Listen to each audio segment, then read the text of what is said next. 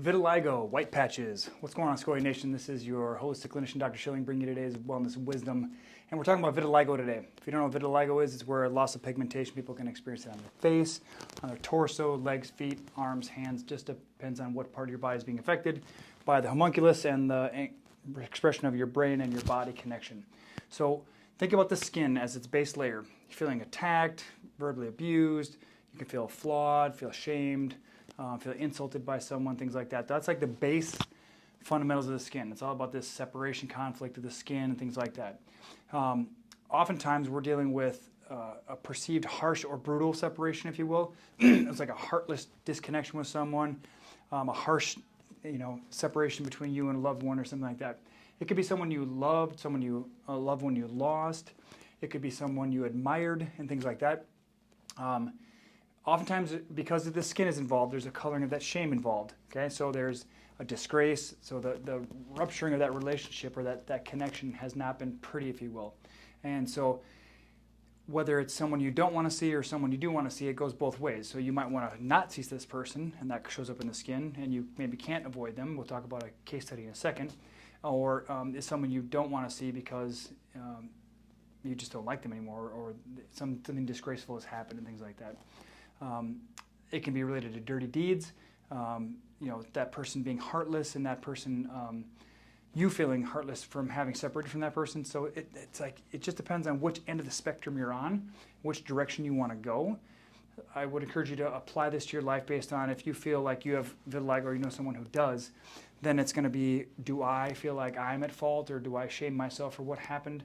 Or do I feel dirtied or soiled or disgusting because of what happened and things like that? Sometimes it can be involved in business, like, underhandedness, someone involved in, money or sex or power and things like that.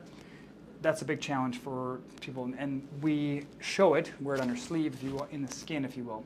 And so when, let's say in the old days, like in Jewish folklore, if you will, people used to be shunned from the synagogue. People used to be said, you can't come in here because you have white patches, which means you encountered death or you touched death or something like that.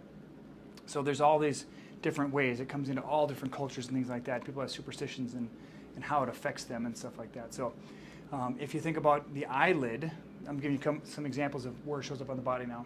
I'll give you a couple of case studies in a second. So if it's on the hands, it's like I can't let go, or I'm trying to hold on to something. Maybe I can't let go of what happened, or I'm trying to hold on to that relationship that I feel shamed in or disgraced in. Or in the eyelid, it's like the reference is you want the other person to see that you see, something along those lines. Because, of course, the eye is about seeing, and on the skin, you want them to see the shame that you're experiencing, things like that. So let's talk about a couple of case studies. If we think about, for example, let's go with the trunk, for example.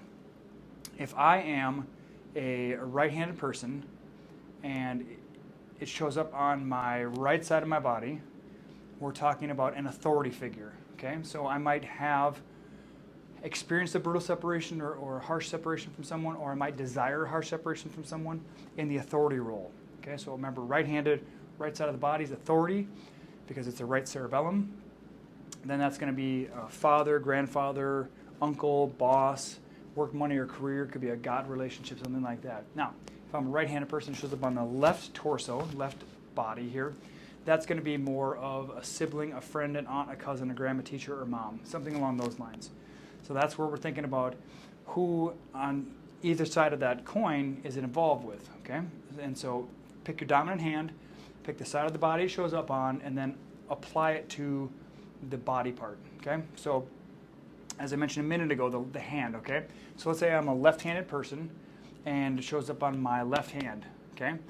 I'm losing skin on my left hand, so I'm either unable to let go or I'm trying to hold on to a relationship, and that's going to be father, grandfather, uncle, boss, work, money, career, God, or something like that. It could be a spouse or partner. I did forget to say that one.